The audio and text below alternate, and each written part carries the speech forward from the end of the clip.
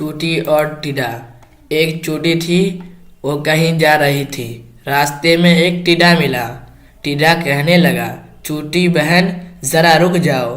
चूटी रुक गई, पूछने लगी क्या बात है। टिड्डे ने कहा, मीठी मीठी हवा चल रही है, आओ बाग में खेले। चूटी ने कहा, मैं कैसे खेलूं, मुझे दाने इकट्ठे करने हैं।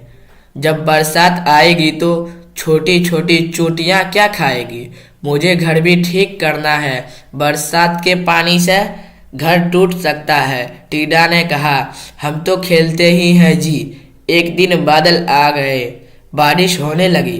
टिड्डा भीगता हुआ आया, चूटी का दरवाज़ा खटखटाकर कहने लगा, चूटी बहन मुझे भी अपने घर में थोड़ी सी जगह दे दो, मैं बुरी तरह भीग गया हूँ। जब तक बारिश रहेगी उस वक्त तक यहाँ रहूँगा, फिर चला जाऊँगा। चूटी बोली, भाई टिड्डे, तुमने सारा साल काम नहीं किया, तुमने अपना घर नहीं बनाया, मुश्किल वक्त के लिए कुछ अनाज भी जमा करके नहीं रखा। जाओ, मैं तुम्हारी मदद नहीं कर सकती। जो सुस्ती करे उसकी सजा यही है। टिड्डा गिड़गिड़ाया, चूटी बहन इस बार माफ कर दो, आगे से मेहनत क्या करूँगा। चूटी ने टिड्डे को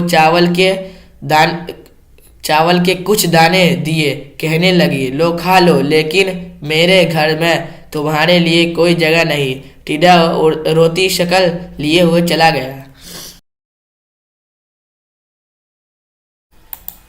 एक साहब कहने लगे, यार सारी ज़िंदगी डरते डरते गुजर गई। पहले वालिदैन से, फिर असासे कराम से, फिर अफसरान से, फिर मौत और मौत के बाद हिसाब किताब से।